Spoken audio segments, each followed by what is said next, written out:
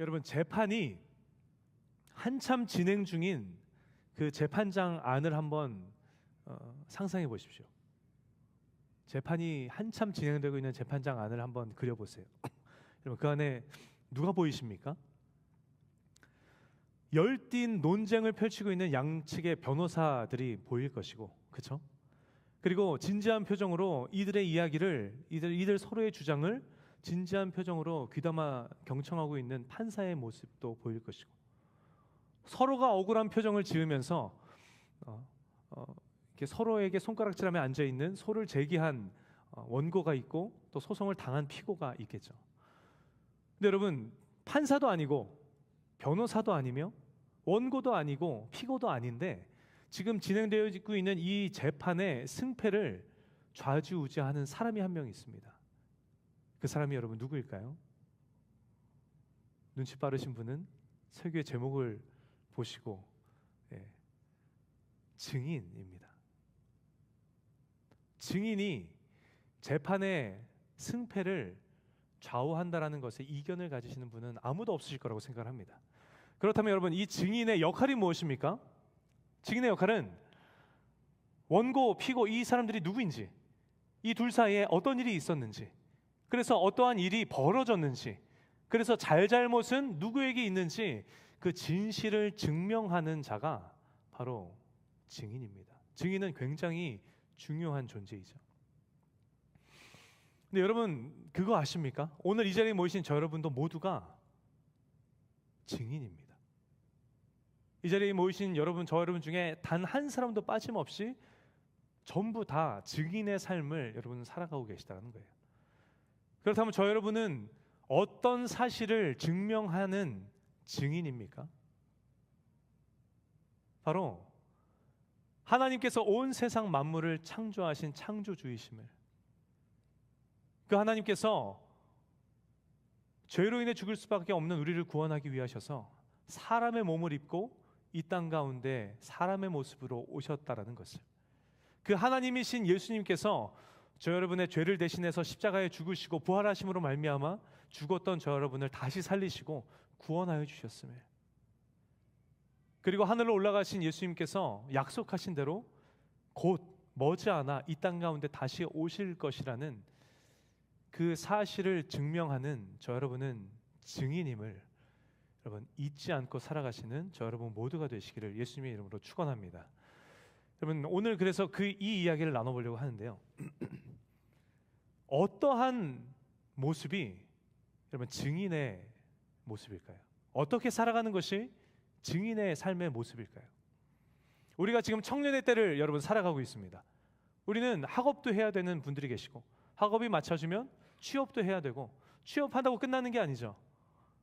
내 삶이 어느 정도 안정 궤도에 이를 때까지 우리는 열심히 일을 해야 되지 않습니까? 그게 언제인지 저마다 다르지만, 그래서 우리가 너무 바빠요. 게다가 세상을 보니 세상은 예수님에 대하여 어떻습니까? 전혀 우호적이지가 않아요. 이런 사회 분위기 속에서, 세상 분위기 속에서 저마다 다른 인생의 환경 가운데에서 우리가 어떠한 모양으로 살아가는 것이, 모습으로 살아가는 것이 증인으로서의 삶을 살아가는 모습일까요? 여러분, 여러분의 지난 한 주간의 삶을 한번 돌아봐 보십시오. 여러분, 증인의 삶을 살았구나라고 이렇게 인지가 되시는 분 혹시 이 자리 가운데 계십니까? 저는 눈 감았다 뜨면 주일이고, 눈 감았다 뜨면 또 제가 여기 서 있어요. 한 주가 어떻게 갔는지 모르겠어요. 너무 바빠, 너무 분주하고. 그래서 저는 증인이며 증인의 삶을 물론 살기를 굉장히 바라고 원합니다. 그러나 증인의 삶을 사셨습니까? 라고 물어보면 제가 고민조차 할 수 없을 것 같아요. 왜냐하면 눈 감았다 떴더니 제가 이 자리에 와 있기 때문에.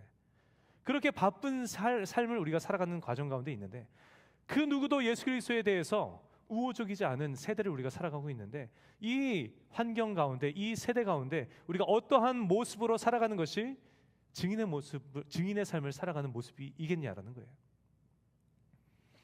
근데 오늘 본문을 보시면 그런 질문 앞에 서 있는 저 여러분에게 예수 그리스도의, 참된 예수 그리스도의 증인의 상을 보여주고 있는 인물이 한 사람 등장을 하죠.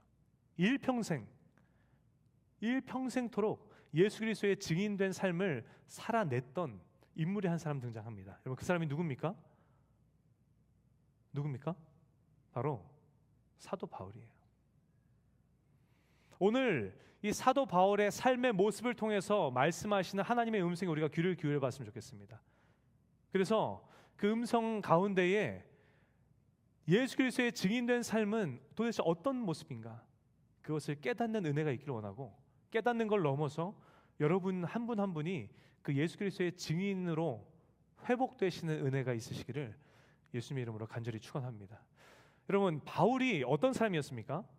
바울이 예수님께 택정함을 입었다라고 성경은 이야기하죠. 그래서 바울은 이방인의 사도로 부름받아서 평생토록 이방인에게 복음을 전하는 이방인의 사도의 삶을 살았습니다. 그런데 그 삶을 살기 이전에, 예수 그리스도를 만나기 이전에 여러분, 사도 바울은 어떤 존재였습니까?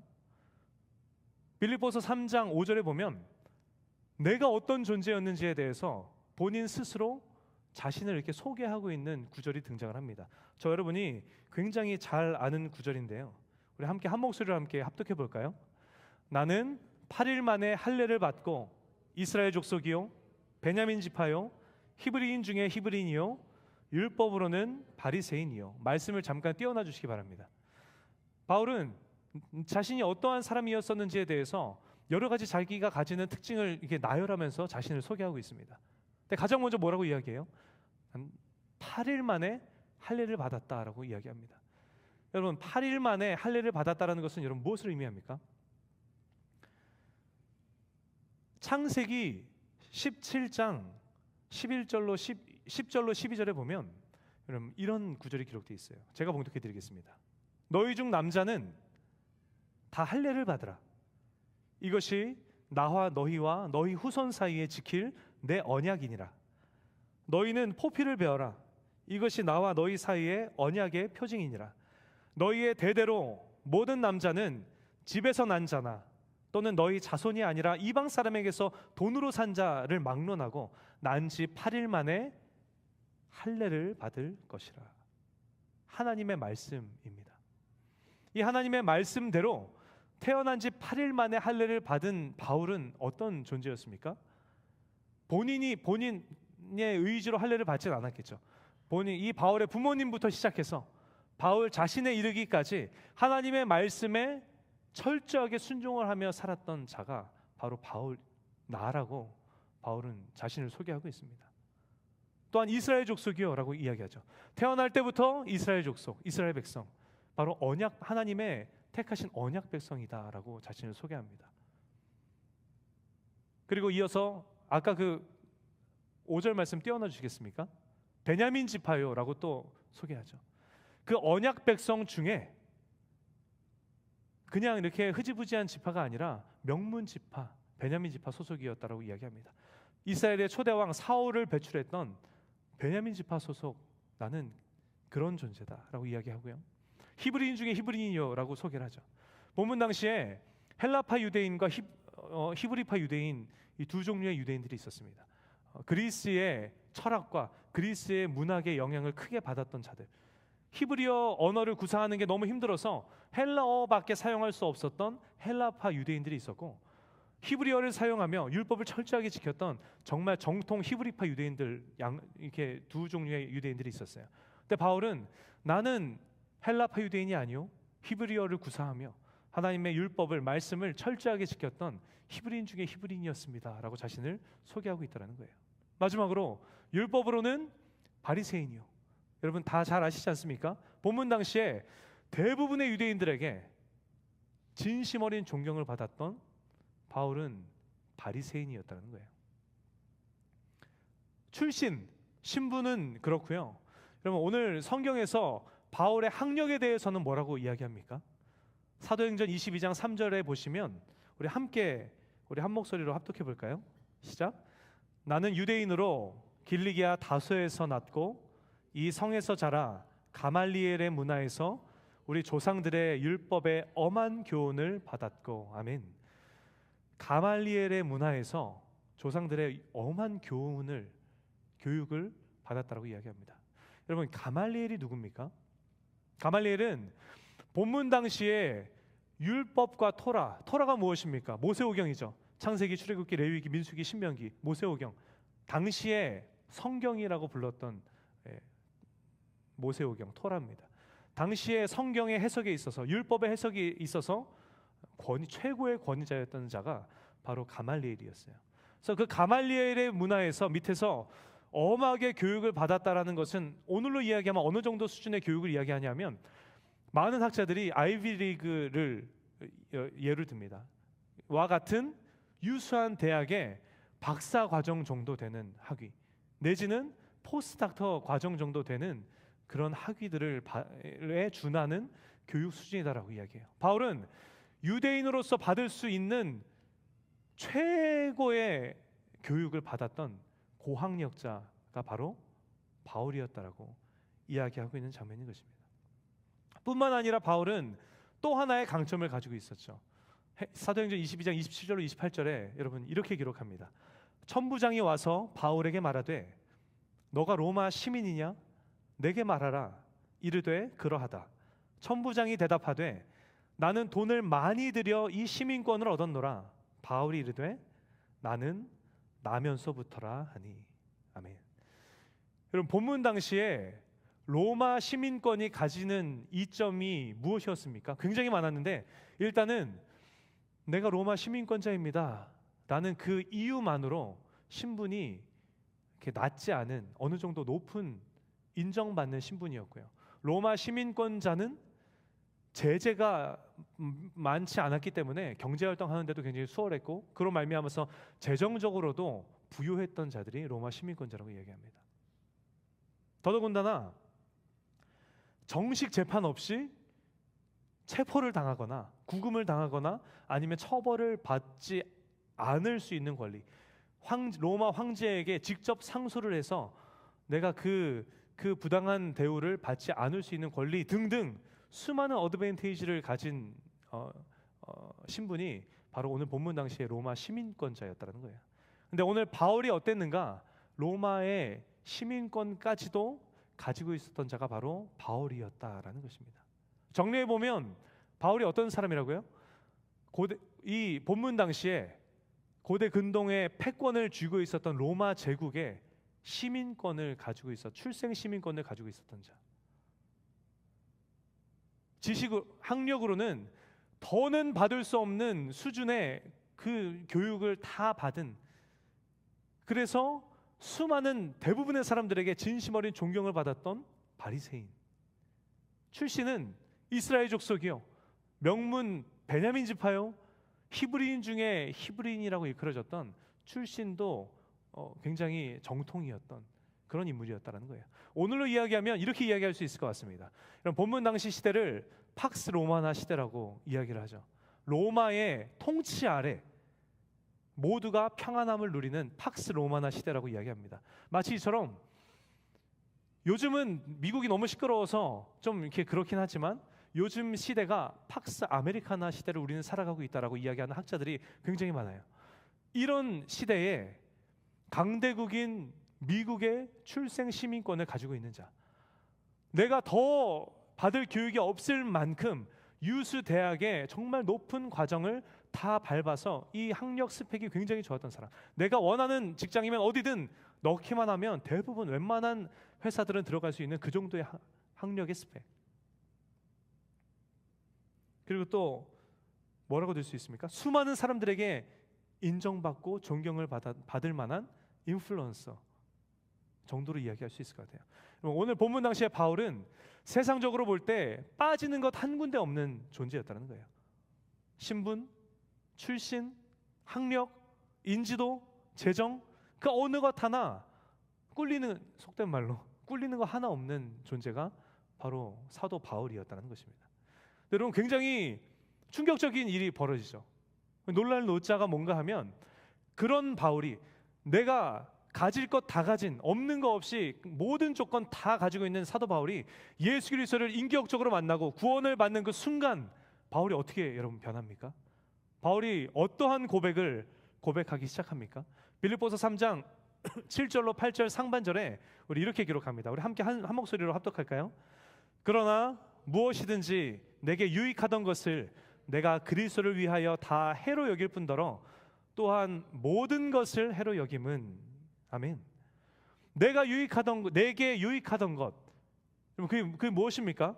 지금까지 계속해서 여러분에게 말씀드렸던 그거예요. 출신, 신분, 학력, 인지도, 재정적인 부분, 그런 나에게 내가 인생을 살아가는 데 있어서 도움이 될 만한 내게 유익하던 것들을 바울은 어떻게 했다라고 이야기합니까? 다 해로 여겼다고 해요. 다 필요 없다라는 거예요. 근데 거기까지만 얘기했으면 모를까? 뒤이어서 8절 상반절에 또한 모든 것을 해로 여김은, 내게 유익하던 것들 뿐만 아니라 그 외에 다른 모든 것들도 나는 해로 여긴다라고 고백했다는 거예요.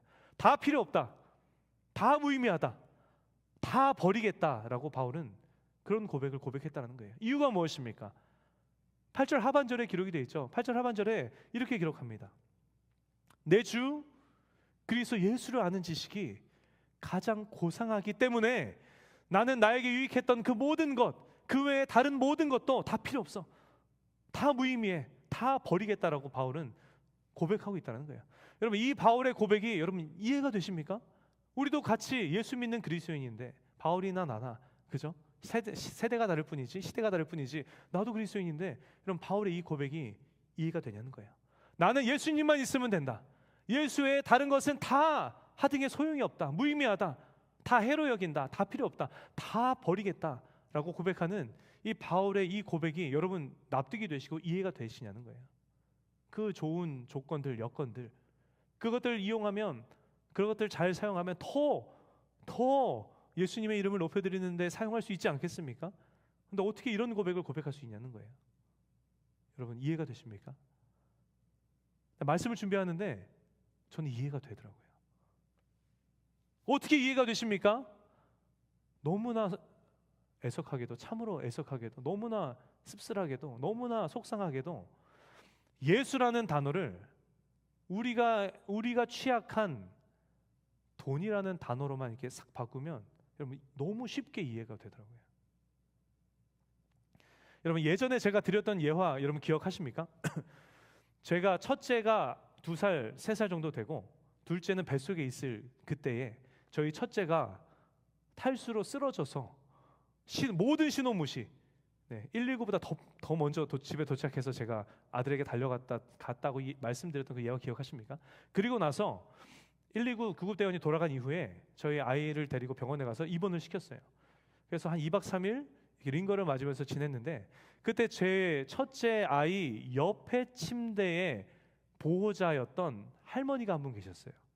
그 할머니가 저는 출근하고 아내가 처제를 보고 있는데 제 아내에게 이렇게 이야기를 하더랍니다. 세댁, 그땐 세댁이었어요. 아직 20대, 아이 하나밖에 없는 세댁, 내가 세댁이 너무 착해 보여서 내가 세댁한테만 진짜 얘기해 주는 건데, 세댁 비트코인이라고 알아? 이렇게 물어보더래요. 그래서 모르는데요? 그랬더니 몰라? 됐고 일단 비트코인을 500만 원 어치만 사도, 이렇게 얘기를 하더래요. 그래서 500만 원이요? 저 500만 원 없는데요? 그랬더니 아니 무슨 젊은 사람이 돈 500도 없어?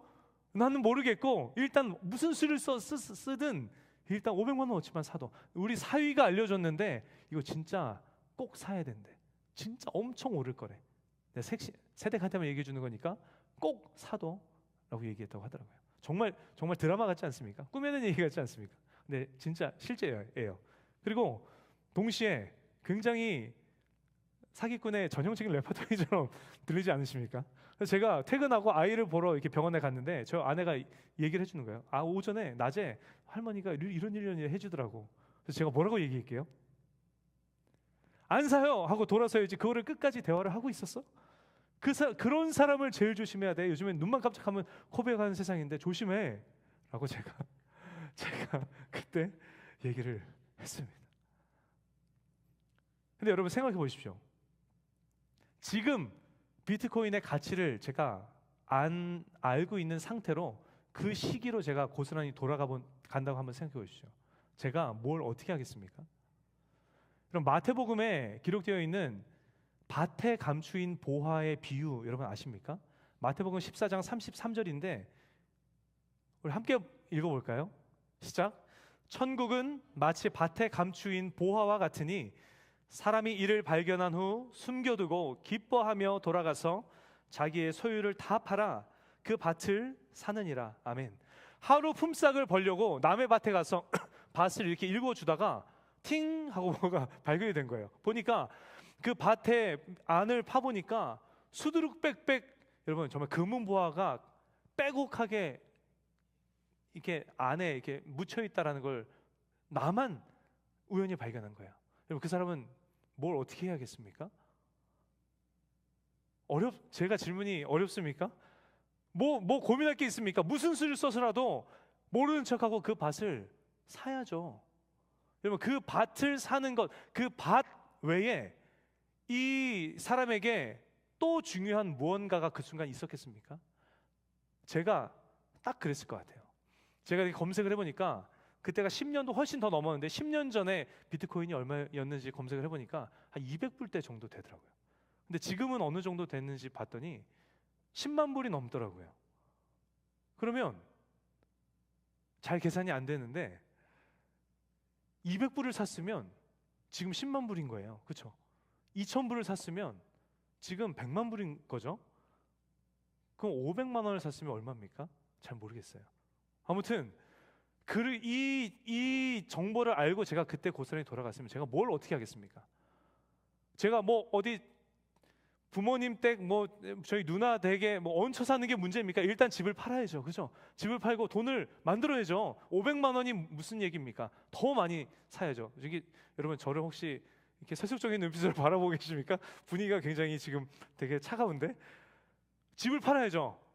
걸어 다니면 어떻습니까? 차도 팔아야죠. 제 차만 팝니까? 유모차도 팔아가지고 돈을 다 긁어 모아서 일단 여러분 비트코인을 사야 되는 거 아니냐고요. 좀 세속적이긴 하지만 그거 사야 되는 거 아니냐고요. 제 말이 틀렸습니까? 그 순간에 이 비트코인 외에 여러분 또 다른 가치 있는 게 뭐가 있습니까? 또 다른 소중한 게 뭔가 있습니까?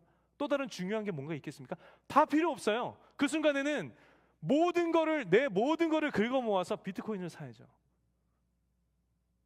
이거와 같은 거예요. 여러분 너무 이해가 잘 되지 않으십니까? 예수 그리스도 인격적으로 만나고 구원을 받은 그 순간 바울은 어떻게 합니까? 예수님께 올인을 한다는 거예요. 그동안 내가 세상을 살아오면서 내가 중요하게 여겼던 뭐 출신, 신분, 학벌, 뭐 돈, 명예 장난합니까 여러분? 그게 중요합니까? 하나 필요 없는 거예요. 다 필요 없는 거예요. 다 배설물 같은 거고 여러분 다 무의미한 거 아닙니까? 그거 다 버리고 그런 것들로 모을 수 있는 것들을 모아서 여러분 예수 그리스도께 올인해야 되는 거 아니냐는 거예요. 오늘 바울이 그런 상황이었다는 거예요. 그렇게 예수님을 만나고 그렇게 구원의 은혜를 누리고 그렇게 예수님께 올인했던 사도 바울이 여러분 그 이후에 어떠한 삶을 기꺼이 살아갑니까? 사도행전 20장 24절에 내가 달려갈 길과 주 예수께 받은 사명 곧 하나님의 은혜의 복음을 증언하는 일을 마치려 하면은 나의 생명조차 조금도 귀한 것으로 여기지 아니하노라. 아멘. 그보다 중요한 게 없기 때문에 내 생명조차도 여러분 무의미한 거예요. 생명조차 아끼지 않고 예수 그리스도의 증인은 된 삶을 살아가는데 여러분 자신의 삶을 드렸다는 거예요. 게다가 고린도후서 11장 23절로 27절에 이렇게 이야기합니다. 그들이 그리스도의 일꾼이냐 정신없는 말을 하거니와 나는 더욱 그러하도다. 내가 수고를 넘치도록 하고 옥에 갇히기도 더 많이 하고 매도 수없이 맞고 여러 번 죽을 뻔하였으니 유대인들에게 40에 하나 감한매를 5번이나 맞았으며 3번 태장으로 맞고 1번 돌로 맞고 3번 파선하고 1주야를 깊은 바다에서 지냈으며 여러 번 여행하면서 강의 위험과 강도의 위험과 동족의 위험과 이방인의 위험과 시내의 위험과 광야의 위험과 바다의 위험과 거짓 형제 중에 위험을 당하고 또 수고하며 애쓰고 여러 번 자지 못하고 줄이며 목마르고 여러 번 굶고 춥고 헐벗었노라. 여러분 예수 그리스도의 증인된 삶을 살아가면서 이런 일들이 그 인생 가운데 수없이 찾아왔음에도 불구하고 전혀 개의치 않았다는 거예요. 왜요? 내 고생조차도 무의미한 거예요. 예수 그리스도의 복음 앞에서, 예수 그리스도의 구원 앞에서 그 모든 것들이 다 필요 없는 거예요.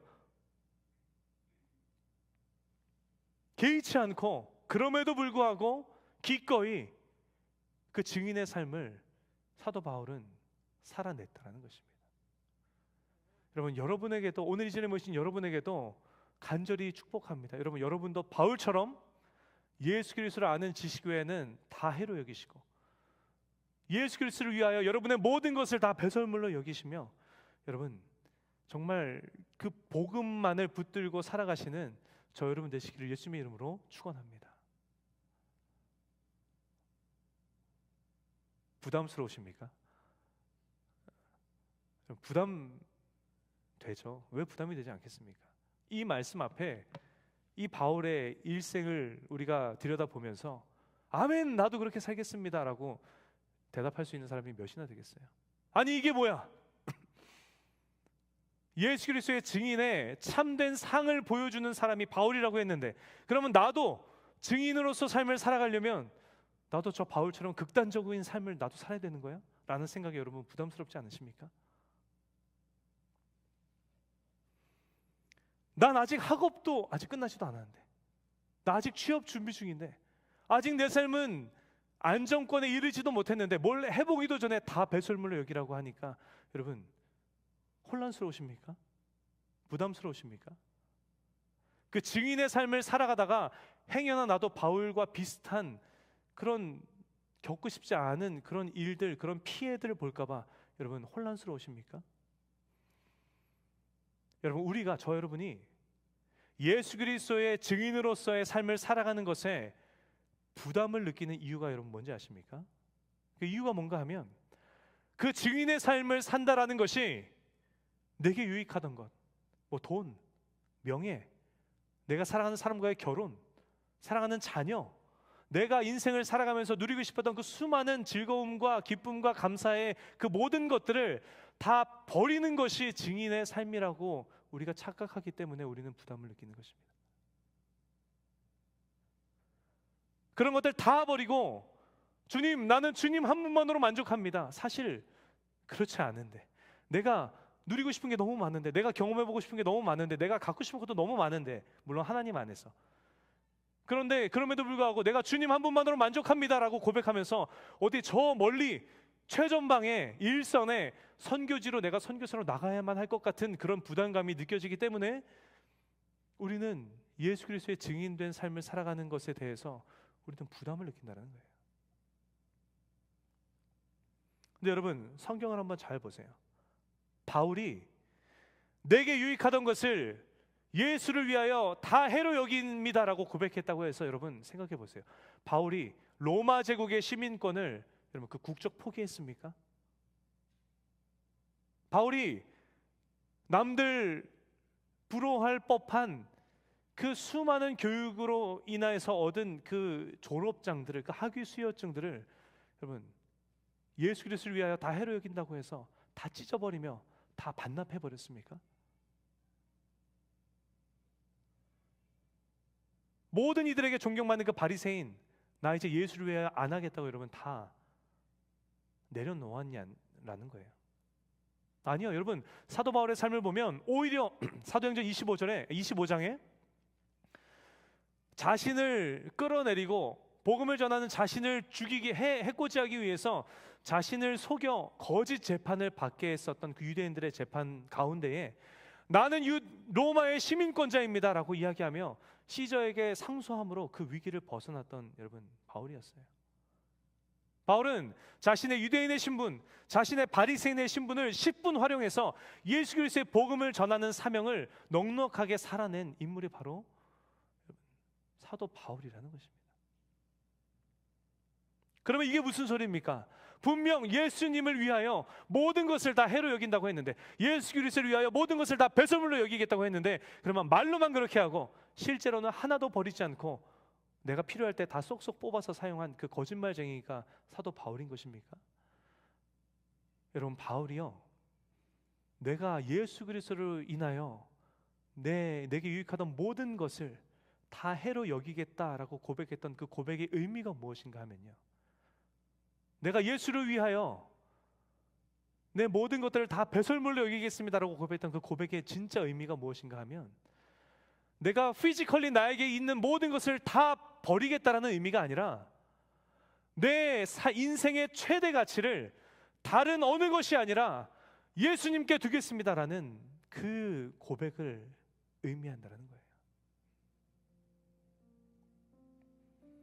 여러분, 여러분의 인생의 최대 가치가 무엇입니까?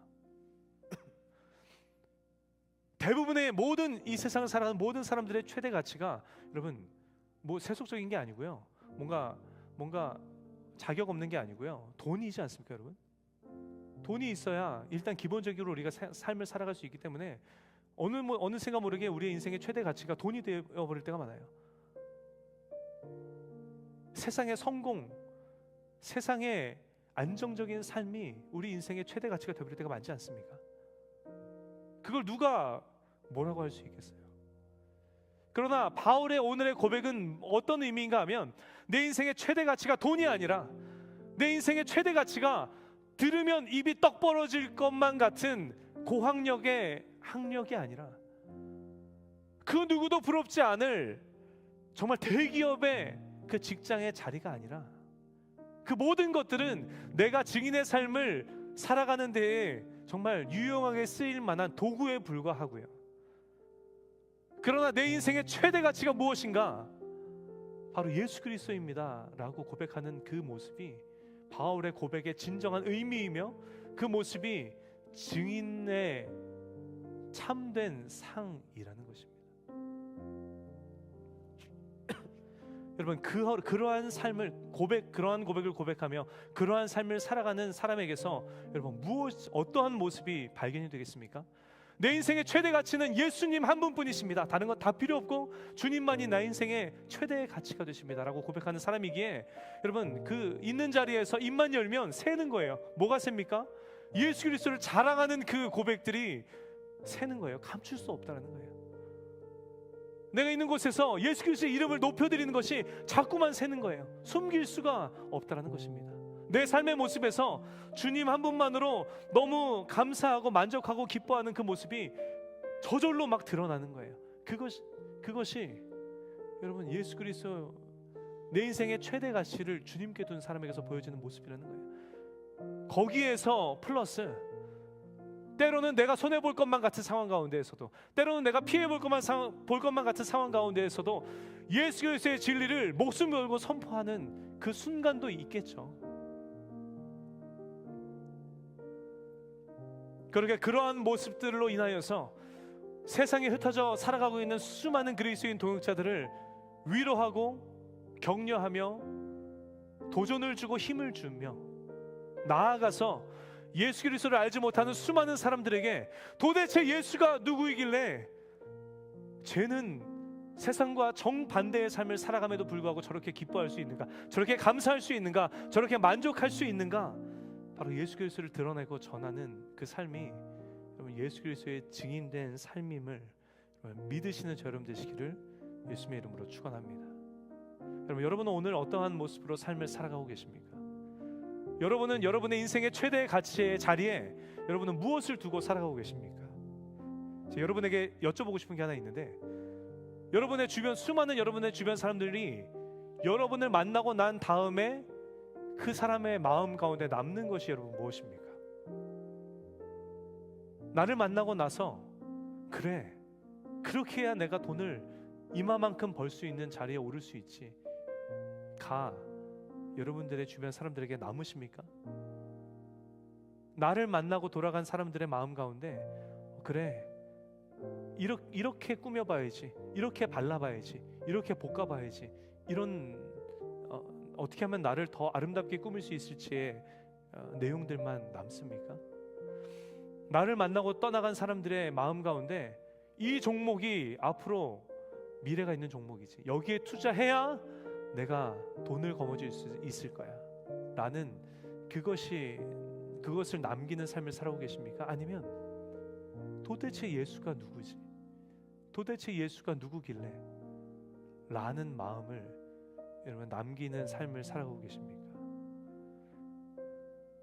사랑하는 여러분, 오늘 이 자리에 모신 여러분 모두가 오늘 바울의 삶의 모습을 여러분들의 마음 가운데 새기시고 예수 그리스도 외에는 모든 것이 다 무의미함을, 모든 것을 다 해로 여기는, 모든 것을 다 배설물로 여기는 그러한 삶을 살아가시는 저 여러분 되시기를 예수님의 이름으로 축원합니다. 그러기 위해서는 먼저 예수 그리스도를 깊이 만나셔야겠죠.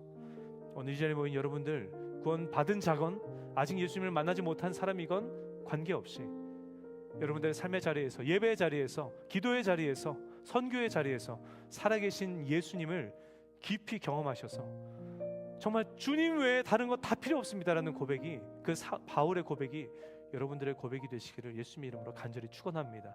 그래서 여러분이 만나는 모든 사람들, 여러분들 주변에 있는 모든 사람들이 예수를 궁금해하고 예수를 알아가며 그들도 예수님 이외에 나는 아무것도 필요 없습니다, 예수 그리스도의 제자로 세워져 가는 그 정말 아름다운 증인의 삶, 여러분 모두가 그 증인의 삶을 살아가시는 저 여러분 모두가 되시기를 예수님의 이름으로 간절히 축원합니다.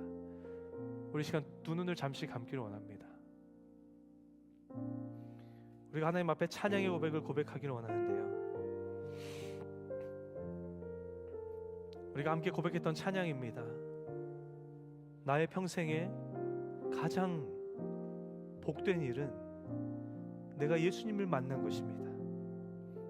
내 평생에 가장 잘한 일은 내가 주님을 나의 구주로 섬긴 것입니다. 주님,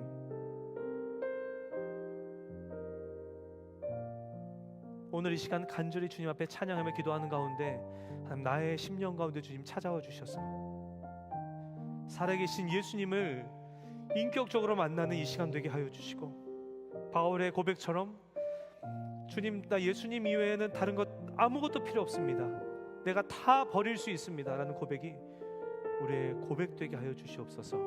우리 간절한 심령으로 우리 함께 찬양하며 나아가기를 원합니다.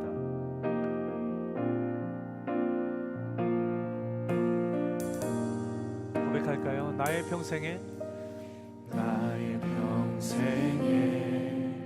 가장 복된 일은 내가 예수님을 만난 것이라.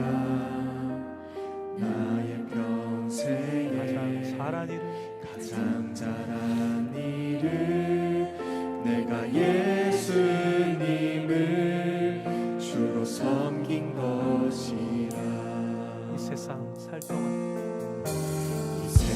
살 동안 내가 걷는 길이 때론 험하여서 넘어질 때도 주의 강한 손이 나를 붙드시니 나는 예수님만 주로 섬기며 살리. 나는 주를 섬기는 것에 후회가 없습니다. 내가 걸어온 모든 시간 다 주의 은혜니, 내가 걸어갈 모든 날도 주만 섬기며 살리.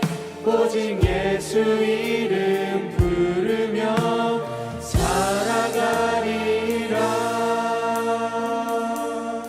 자리에서 일어나셔서 한 번 더 고백합시다.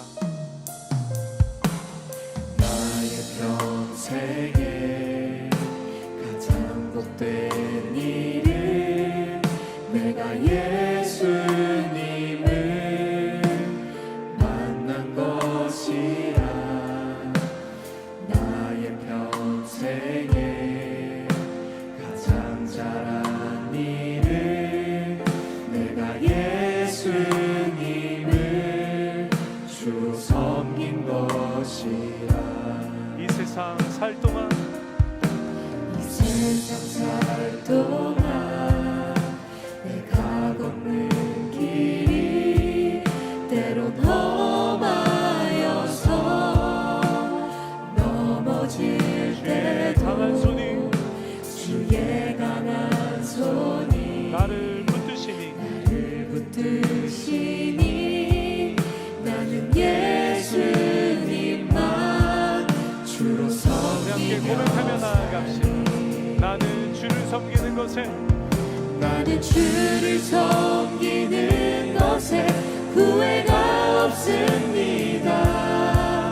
내가 걸어온 모든 시간 다 주의 은혜니 내가 걸어갈 모든 날도 주만 섬기며 살리 오직 예수 이름 오늘 이 시간에 부르며 함께 두 손 높이 찬양했으면 좋겠습니다. 나는 주를 섬기는 것에 후회가 없습니다. 내가 걸어온 손을 들어보지 못하신 분들도 오늘 이 시간 함께 두 손을 들고 찬양했으면 좋겠어요. 내가 걸어갈 모든 날도 주만 섬기며 살리 오직 예수 이름 부르며 살아가리 이것이 나의 간증이요 이것이 나의 간증이요 이것이 나의 찬송일세 나 사는 동안 끊임없이 구주를 우리 한 번 더 고백하며 나아갑시다. 이것이 나의 간증이요 이것이 나의 간증이요 이것이 나의 찬송일세 나 사는 동안 끊임없이 구주를 찬송 나 사는 동안 끊임없이 나 사는 동안 끊임없이 구주를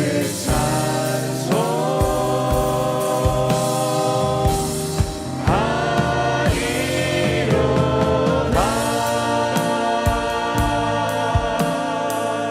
아멘 아멘. 우리 시간 말씀을 기억하며 우리 함께 기도하며 나아가기를 원합니다. 우리 함께 기도하실 때 주님 이 시간 주님을 인격적으로 만나기를 원합니다.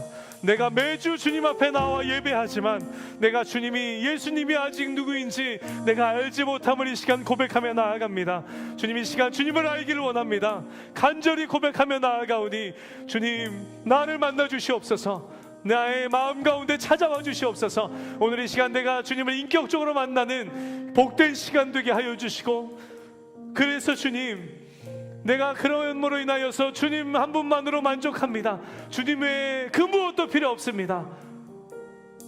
그 바울의 고백이 나의 고백이 되게 하여 주시옵소서.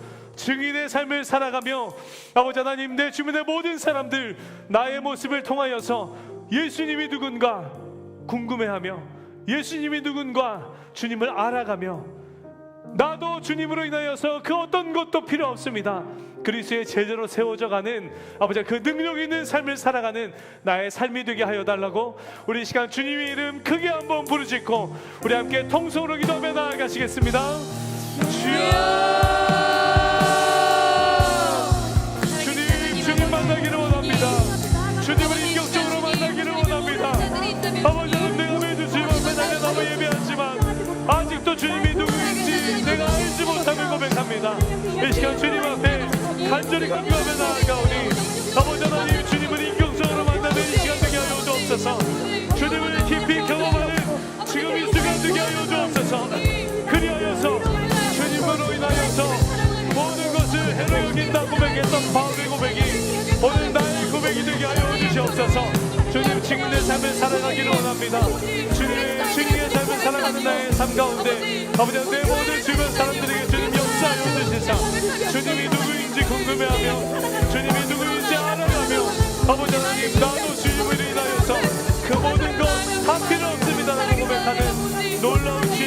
역사가 아버지 하나님 나의 삶 가운데 하나님 경험되는 아버지 하나님 은혜 가득하게 하여 주옵소서.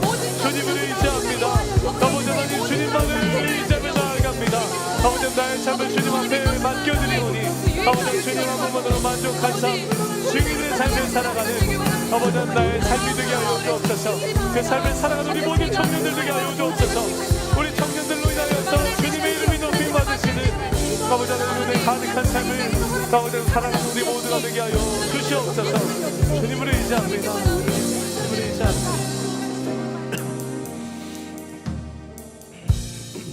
사랑의 하나님 감사합니다. 오늘도 변함없이 우리를 주의 은혜의 보좌 앞으로 인도하여 주셔서 딴 길로 가지 않고 주님 앞에 달려나와 온 세상 만물의 주관자 되시며 나의 삶의 주인 되신 주님 앞에 예배하며 주님의 이름을 높여드리게 하심에 주님 감사드립니다. 이 시간 간절히 간구하며 나아가오니 주님을 깊이 경험하는 이 시간 되게 하여 주시옵소서.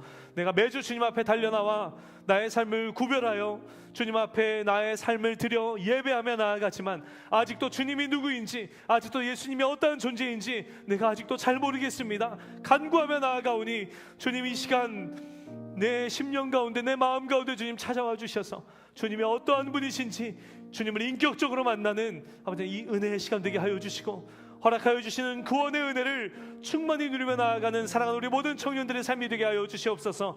그리하여서 내가 그래서 정말 주님 한 분만으로 만족합니다.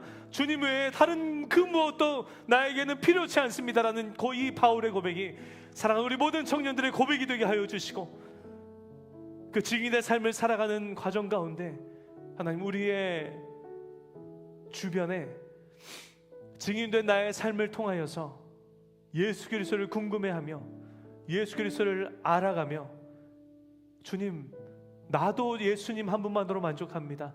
나도 주님 예수님 이외에 그 모든 것을 배설물로 여기겠습니다. 고백하는 제자가 세워지는 놀라운 은혜, 놀라운 역사, 하나님의 놀라우신 일하심, 내가 증인으로 잘 살고 있구나 검증되어지는 그 놀라운 장면들이 우리 사랑하는 모든 청년들의 삶 가운데 목도되어지는 은혜가 충만하게 하여 주시옵소서.